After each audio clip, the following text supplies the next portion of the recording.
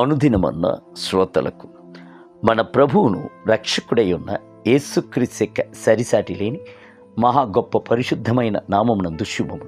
నేడు 2025 సంవత్సరము ఏప్రిల్ మాసము 29వ తారీఖు మంగళవారం నాటి ధ్యానాంశము. ఎవరిని నిందించితివి? 2 రాజుల గ్రంథము 19వ అధ్యాయము 22వ వచనమందు, ఎవరిని నిందించి దూషించితివి? నీవు ఇజ్రాయేలీయుల పరిశుద్ధ దేవునినే కదా? గర్వించి తిరస్కరించి పలికించిన మాటలు ఇవే కదా? అషూరు దేశపు సైన్యాధిపతి అయిన రబ్షాకే ఇజ్రాయేలుకు విరోధముగా దండెత్తి వచ్చినప్పుడు ప్రభువునకు విరోధముగా సవాలు విడిచెను. యెహోవా మా చేతిలో నుండి యెరూషలేమును విడిపించుటకును ఆయా దేశముల దేవతలలో ఏదైనను తన దేశమును మా చేతిలో నుండి విడిపించినది కలదా అని చెప్పాను. 2 రాజుల గ్రంథము 18వ అధ్యాయము 35వ వచనం.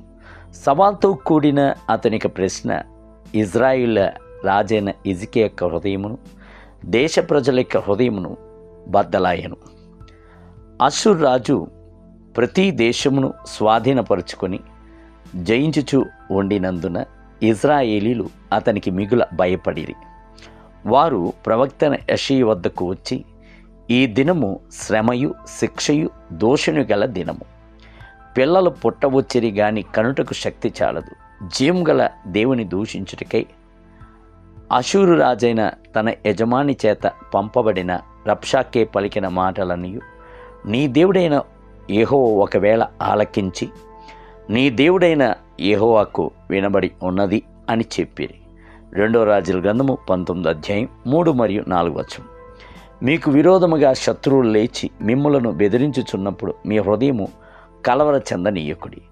లోక ప్రకారమైన మనుషుడే కలత చెందును. అయితే ప్రభువును ఆశ్రయంగా కలిగి ఉన్నవారు ప్రభువును ఆశ్రయించి ఆయన దృఢముగా పట్టుకొని ఉందురు. వారు కలత చెందవలసిన అవసరం లేదు.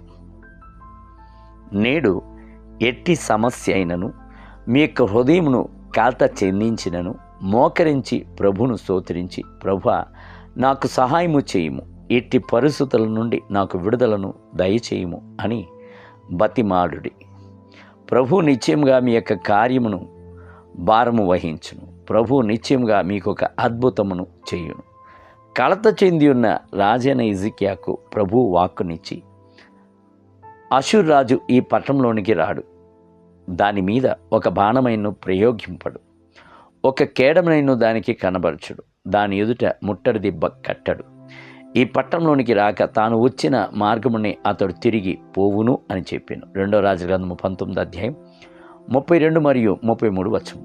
ఆ రాత్రియే సంభవించింది ఏమనగా, యెహోదూత బయలుదేరి అషూరు వారి దండిపేటలో చొచ్చి 185,000 మందిని హతము చేసెను. ఉదయమున జనులు లేచి చూడగా వారందరూ మృత కళేబరములై పడి ఉండిరి అని బైబిల్ గ్రంథం నందు చదువుచున్నాం. 2 రాజుల గ్రంథము 19వ అధ్యాయం 35వ వచనం. దేవుని బిడ్డలారా, ప్రభు ఒకే నిమిషమునందు పరిస్థితులన్నిటినీ మార్చివేయును. సమస్త పోరాటములను సద్దుమణిగించువాడు. ప్రభువును గూర్చి కానీ దేవుని బిడ్డలను గూర్చి కానీ సవాళ్ళను విడిచి జయమును పొందిన వారు ఒక్కరునూ లేరు. నేటి ధ్యానమునకై నీవే నా ఆశ్రయము అని నీవు మహోన్నతుడైన దేవుని నీకు నివాస స్థలముగా చేసుకుని ఉన్నావు. కావున నీకు అపాయం ఏమీ రాదు, ఏ తెగులును నీ గుడారం సమీపించదు. 119 కీర్తన 9 మరియు 10 వచనములు.